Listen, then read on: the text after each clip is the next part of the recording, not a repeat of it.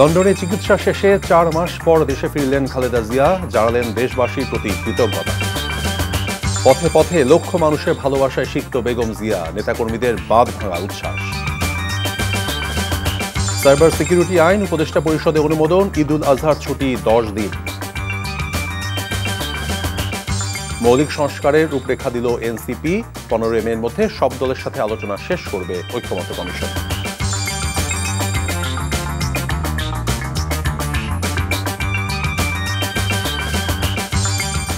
আসসালামু আলাইকুম, মীর তৌফিক হোসেন স্বাগত জানাচ্ছি এনটিভির সন্ধ্যার খবরে। ক্রাউন সিমেন্ট শিরোনাম দেখছিলেন, এবার বলছি পুরো খবর। লাখো মানুষের শ্রদ্ধা আর ভালোবাসায় সিক্ত হয়ে দেশে ফিরলেন বিএনপি চেয়ারপারসন ও সাবেক প্রধানমন্ত্রী বেগম খালেদা জিয়া। চিকিৎসা শেষে 4 মাস পর বেগম জিয়া দেশে ফিরলেন 2 পুত্রবধূকে সঙ্গে করে। গুলশানের বাসভবন ফিরোজায় পৌঁছে নেতাকর্মী এবং দেশবাসীকে শুভেচ্ছা এবং কৃতজ্ঞতা জানিয়েছেন বিএনপি প্রধান। বেগম জিয়ার দেশে ফেরা গণতন্ত্র এবং উত্তরণের পথকে সহজ করবে বলে মনে করেন বিএনপি নেতারা। হাসান মাহমুদের রিপোর্ট। প্রিয় মাতৃভূমিতে এক অন্যরকম ফেরা। নিকট অতীতে নির্যাতন, বন্দিদশা আর নিপীড়নের খড়গে নিষ্পেষিত এক নেত্রীর জনতার ভালোবাসা নিয়ে ফিরে আসা। গণ অভ্যুত্থানে বদলে যাওয়ার সময়ে অনাগত রাজনীতির পালে নতুন পথ চলায় ঐক্যের আশা হয়ে যেন ফিরলেন বেগম খালেদা জিয়া। তাই তো নেত্রীকে বরণে পথে পথে মানুষের ফুলেল শুভেচ্ছা বার্তা। কাতারের আমিরের দেয়া রয়্যাল এয়ার অ্যাম্বুলেন্সে বেগম খালেদা জিয়া যখন প্রিয় মাতৃভূমির মাটি স্পর্শ করেন, তখন পথে পথে মানুষের দীর্ঘ অপেক্ষা। বিএনপি মহাসচিব মির্জা ফখরুল ইসলাম আলমগীর সহ দলের সিনিয়র নেতারা বেগম জিয়াকে বিমানবন্দরে উষ্ণ অভিবাদন জানান। আমরা মনে করি যে বেগম খালেদা জিয়ার এই উপস্থিতি, তার দেশে ফিরে আসা, এটা আমাদের গণতন্ত্রের উত্তরণের পথকে আরো সহজ করবে এবং দেশকে একটা সঠিক বৈষম্যহীন একটা পরিস্থিতির দিকে নিয়ে যেতে সহযোগিতা করবে। পরে তার দীর্ঘ গাড়িবহর মানুষের শুভেচ্ছায় সিক্ত হতে হতে রাজধানীর পথ ধরে এগিয়ে চলে গুলশান অভিমুখে। বিমানবন্দর থেকে কুড়িল বিশ্ব রোড হয়ে কাওলা, বনানী, গুলশানের পুরো পথ জুড়ে অবস্থান করা নেতাকর্মীরা আর সাধারণ মানুষ ভালোবাসা জানায় জাতীয়তাবাদী আদর্শের এই নেত্রীকে। গেল 1 দশকেরও বেশি সময় গুলশান 2 নম্বর সড়কের যে বাড়িকে করে রাখা হয়েছিল বিচ্ছিন্ন, নিঃসঙ্গতার শেকলে বন্দি, নির্জন, সেখানে এখন তুমুল উচ্ছ্বাস আর উদ্দীপনার বাঁধ ভাঙা আয়োজন। ফিরোজা আবারও ফিরেছে পুরনো রূপে। যে ফিরোজায় নিকট অতীতে গৃহবন্দী আর পরিবারহীন একাকী সময় কেটেছিল 3 বারের সাবেক প্রধানমন্ত্রী বেগম খালেদা জিয়ার, সেখানে তিনি এবার ফিরলেন 2 পুত্রবধূকে নিয়ে, সঙ্গে অগণিত মানুষের ভালোবাসা। বেগম জিয়ার গাড়িবহরকে স্বাগত জানাতে তখন সরগরম ফিরোজা। নেতাকর্মী আর সাধারণ মানুষের ভিড়ে জাতীয়তাবাদের নেত্রী ফিরলেন তার আপন নিড়ে।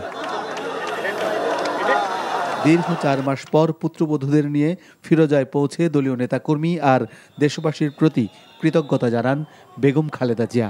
চিকিৎসা পরবর্তীতে ওনার শারীরিক অবস্থা আলহামদুলিল্লাহ অনেকটুকু উনি সুস্থ আছেন এবং মানসিকভাবেও উনি অনেক স্টেবল আছেন। দলের নেতাকর্মী এবং বিভিন্ন রাজনৈতিক দল ম্যাডাম আপনাদেরকে কৃতজ্ঞতা জানিয়েছেন। লন্ডনের চিকিৎসা নিয়ে কিছুটা সুস্থ হয়ে দেশে ফেরায় মানুষের উচ্ছ্বাসের পাশাপাশি প্রার্থনায়ও ছিলেন বিএনপি প্রধান। Hasan Mahmud, NTV news, Dhaka. এদিকে পথে পথে মানুষের শুভেচ্ছা অভিবাদনের মধ্য দিয়ে বেগম জিয়ার বিমানবন্দর থেকে ফিরোজায় ফিরতে সময় লেগেছে দীর্ঘ 2 ঘন্টারও বেশি। বিমানবন্দর থেকে বাসভবন ফিরোজায় পথে পথে দলীয় নেতাকর্মীদের পাশাপাশি ছিল সাধারণ মানুষের ঢল। তৃণমূল নেতাকর্মীরা মনে করেন বেগম খালেদা জিয়ার ফিরে আসা প্রেরণা যোগাবে তাদেরকে। নিয়ামুল আজিজ সাদিকের রিপোর্ট। 16 বছরের বেশি সময় রাষ্ট্রীয় শাসনের জাতাকলে পিষ্ট এক আপসহীন চরিত্র বেগম খালেদা জিয়ার রাজকীয় প্রত্যাবর্তন।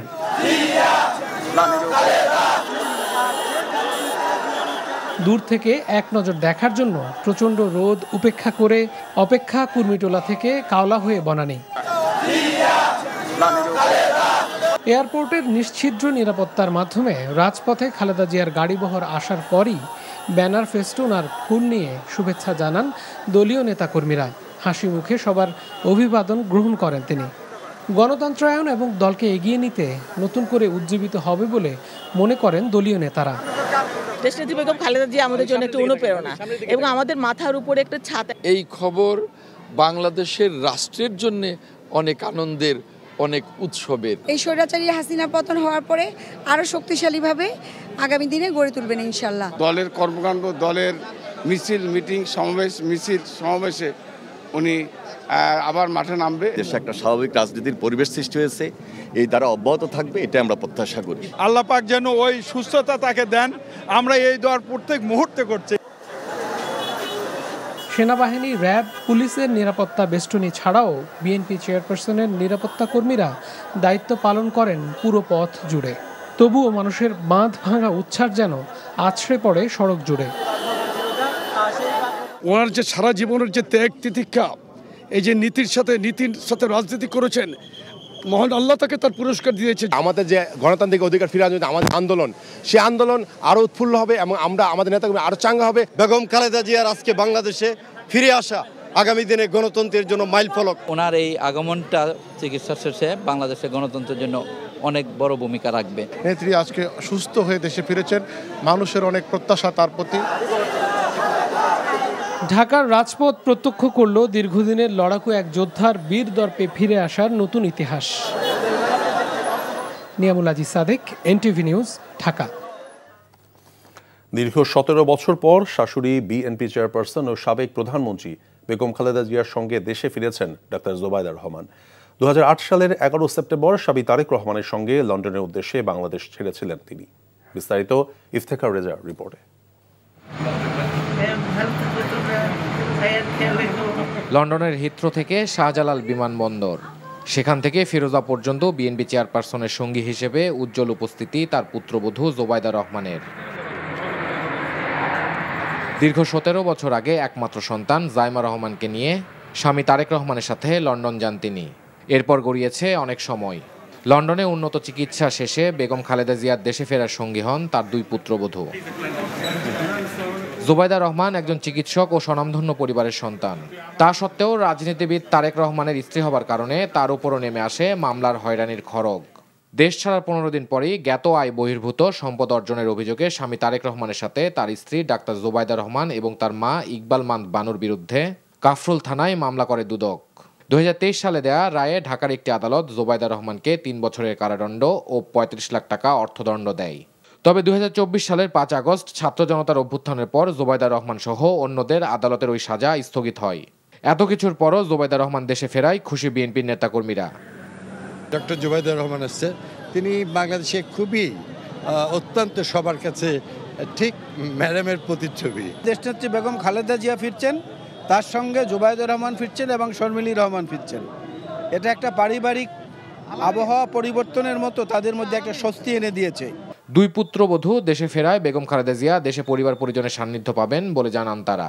ডাক্তার জোবায়দা রহমান উনি একজন নামকরা কার্ডিওলজিস্ট, উনি দেশে ফিরছেন, আমাদের আনন্দের শেষ নাই।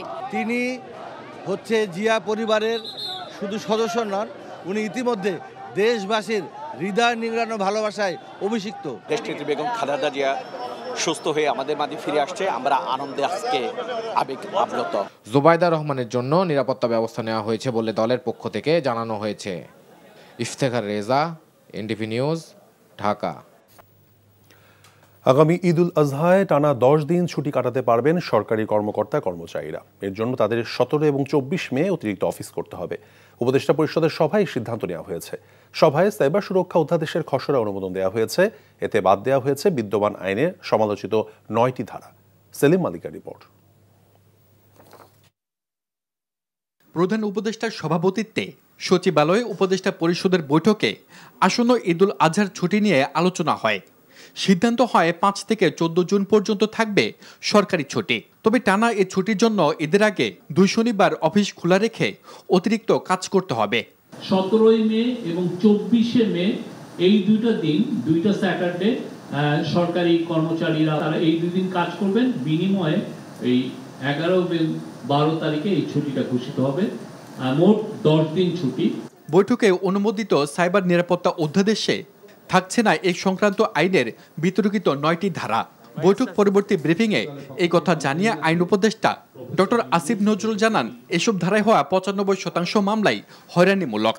25 বার আমরা ড্রাফট চেঞ্জ করেছি। সবশেষে আমরা এই আইনের যারা সবচেয়ে বড় সমালোচক ছিল সিভিল সোসাইটি, তাদের সাথে 3 ঘন্টা একসাথে বসে ফাইনাল করেছি, চূড়ান্ত করেছি ড্রাফটটা। আজকে এটা উপদেষ্টা পরিষদের মিটিংয়ে উঠেছিল, তারপর সেখানে একটা অ্যামেন্ডমেন্টের সাজেশন আসছে, সেটাও আমরা করবো বলে সিদ্ধান্ত নিয়েছি। এটাও আপনার জাস্ট আমাদের ল মিনিস্ট্রির ভেটিংয়ের পর গেজেট নোটিফিকেশন হবে, হয়তো আপনার এই সপ্তাহের মধ্যে এটা চূড়ান্তভাবে প্রয়োগ হয়ে যাবে।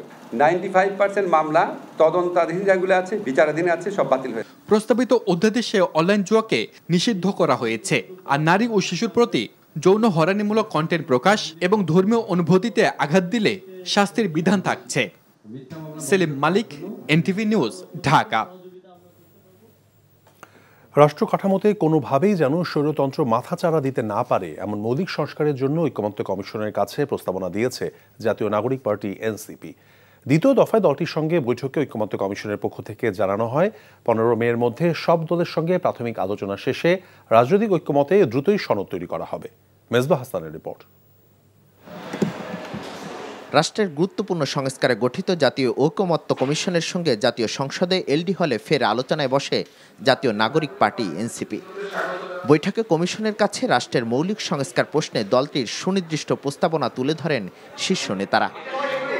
মৌলিক সংস্কারের মূল ভিত্তিগুলো অর্জন করতে সাংবিধানিক ও রাষ্ট্রীয় কাঠামো থেকে স্বৈরতন্ত্রের মূলোৎপাটন করার দাবি জানান এনসিপির সদস্য সচিব।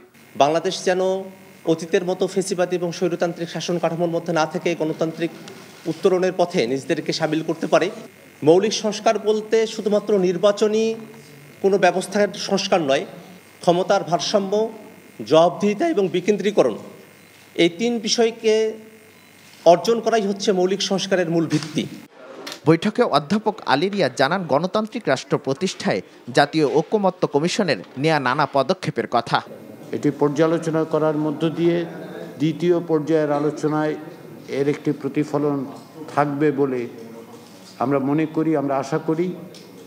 আলোচনার ক্ষেত্রে আমরা যেটা বারবার বলেছি, আলোচনা আনুষ্ঠানিক অনানুষ্ঠানিক বিভিন্নভাবে অগ্রসর হচ্ছে এবং তার মধ্য দিয়ে আমরা চেষ্টা করছি একটি জাতীয় সনদ তৈরি করতে, যার লক্ষ্য হচ্ছে ভবিষ্যতে বাংলাদেশের একটি গণতান্ত্রিক রাষ্ট্র প্রতিষ্ঠার একটা পথরেখা তৈরি করা। 15ই মের পর দ্রুততার সঙ্গে সেই পর্যায়ে আমরা সূচনা করব। পরে সাংবাদিকদের প্রশ্নের জবাব দেন এনসিপি নেতারা। অভিযোগ করেন, সংস্কারকে অনিশ্চয়তার দিকে ঠেলে দিচ্ছে একটি মহল। ফেসিবাদী গণহত্যাকারী আওয়ামী লীগের বিচারকে দৃশ্যমান পর্যায়ে নিয়ে আসার দিন থেকে অল্প দিনের মধ্যেই নির্বাচনের আয়োজনের ব্যাপারে জাতীয় নাগরিক পার্টি এনসিপি জোরারোপ করছে। শান্তিপূর্ণভাবে ক্ষমতা হস্তান্তর দেশের জন্য বড় সমস্যা জানিয়ে নির্বাচনকালীন সরকারের কথা জানায় এনসিপি। প্রশ্নটা উঠেছে যে মাইনর সংসদে। Misbah Hasan, NTV news, Dhaka.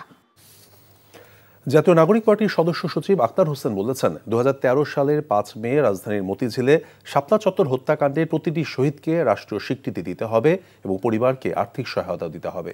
রাজধানী বাংলা মোটরে নিজস্ব কার্যালয়ে শাপলা হত্যাকাণ্ডের 1 যুগ বিষয়ক আলোচনা সভায় তিনি কথা বলেন। অভিযোগ করেন, 1 যুগ হলেও শাপলা চত্বরের গণহত্যার সঠিক বিচার হয়নি। দাবি করেন, শাপলা চত্বর হত্যাকাণ্ডের প্রতিটি শহীদকে রাষ্ট্রীয় স্বীকৃতি দিতে হবে। আওয়ামী লীগকে যদি কেউ প্রশ্রয় দেয় তাদের প্রতিহত করার হুঁশিয়ারি দেন বক্তারা। বলেন, আগামী নির্বাচনে আওয়ামী লীগকে অংশগ্রহণ করতে দেয়া হবে না। আওয়ামী লীগ সম্পর্কে সকল রাজনৈতিক দলের অবস্থান পরিষ্কার করার আহ্বান জানান তারা।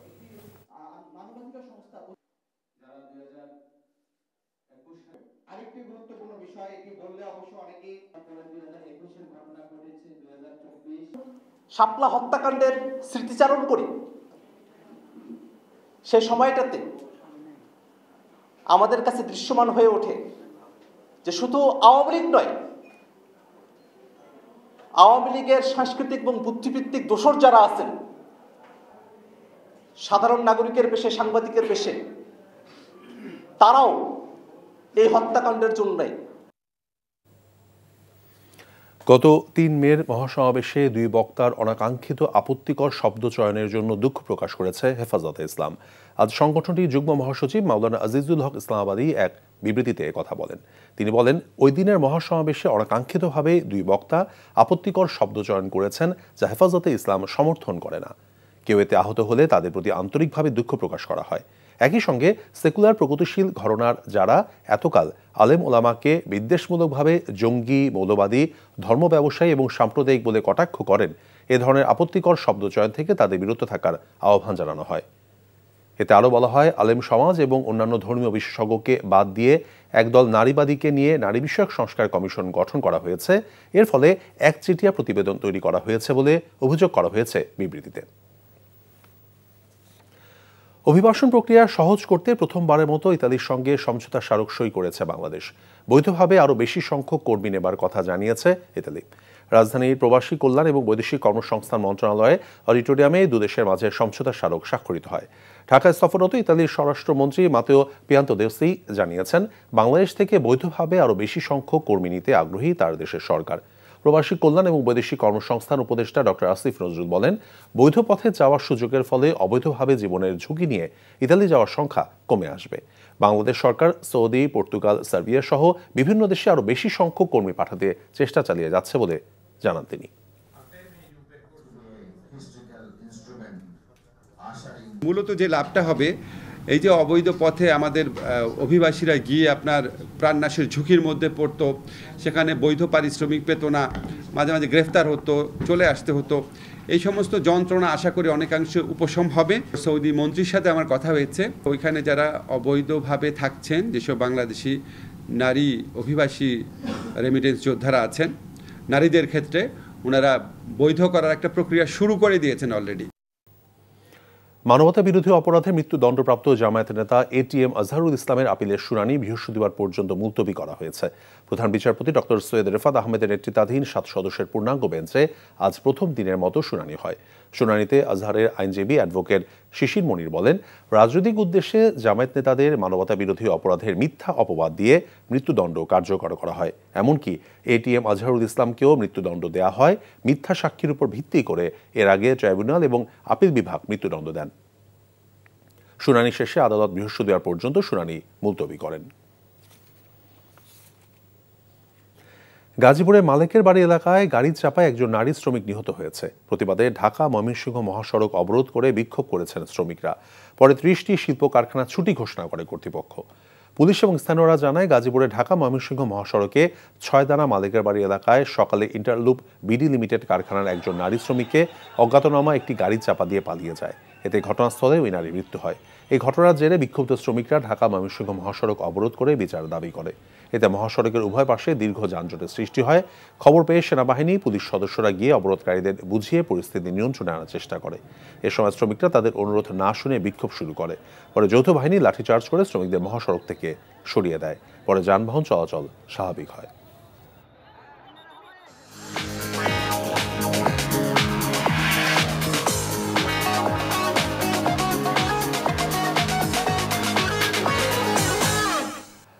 মার্কেন্টাইল ব্যাংক অর্থনীতির খবর।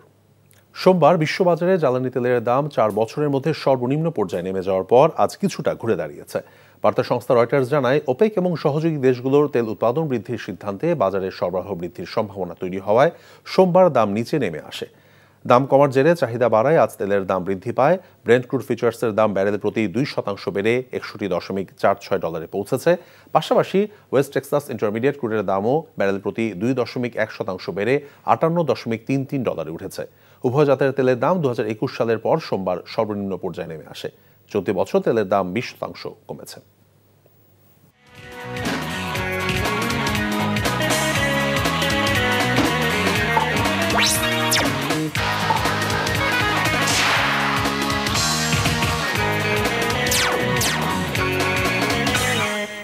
ইস্পাহানি প্রিমিয়ামটি খেলার খবর। আরও 1 মাসের জন্য মাঠের বাইরে ছিটকে গেছেন তাসকিন আহমেদ। শ্রীলঙ্কা সিরিজে ফেরার সম্ভাবনা রয়েছে তার। লন্ডনে বিশেষজ্ঞ চিকিৎসক দেখানোর পর তাসকিনকে 1 মাসের পুনর্বাসন প্রক্রিয়ার মধ্য দিয়ে যেতে বলা হয়েছে। একটি সংবাদ বিজ্ঞপ্তিতে একথা জানান বিসিবির প্রধান চিকিৎসক দেবাশিস চৌধুরী। গত বছরের অক্টোবর থেকে গোড়ালিতে ব্যথা অনুভব করছিলেন তাসকিন। সেই ব্যথা নিয়েই ম্যাচও খেলেছিলেন। তবে ধীরে ধীরে ব্যথা বাড়ায় গত 27 এপ্রিল লন্ডনে উড়াল দেন তাসকিন। জুনের দ্বিতীয় সপ্তাহ থেকে শ্রীলঙ্কার বিপক্ষে পূর্ণাঙ্গ সিরিজ খেলবে বাংলাদেশ। ওই ম্যাচের প্রথম সপ্তাহে পুনর্বাসন প্রক্রিয়া শেষ হওয়ার কথা তাসকিনের। এদিকে মিরপুরে আজ অনুষ্ঠিত হয়েছে সংযুক্ত আরব আমিরাত ও পাকিস্তান সিরিজকে সামনে রেখে দ্বিতীয় দিনের মতো অনুশীলন। 2 ক্রিকেটার 4 জন কোচ এভাবেই কাটালো বাংলাদেশ দলের ঐচ্ছিক অনুশীলন। এদিন মাঠে অনুশীলন করতে দেখা গেছে 2 জন ক্রিকেটারকে, আর তাদের নির্দেশনা দেওয়ার জন্য ছিলেন 4 জন কোচ। স্টেডিয়ামের ভেতরেই নেটে অনুশীলন করেছেন ক্রিকেটাররা। বড় শট খেলার অনুশীলন করেছেন জাকের আলী, আরেকটি নেটে ব্যাটিং চালিয়েছিলেন তাওহিদ হৃদয়।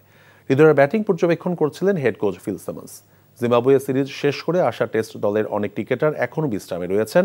সিলেটে চলমান নিউজিল্যান্ডের বিপক্ষে এ দলের সিরিজে আছেন পাকিস্তান সিরিজে দলে খেলা 4 জন।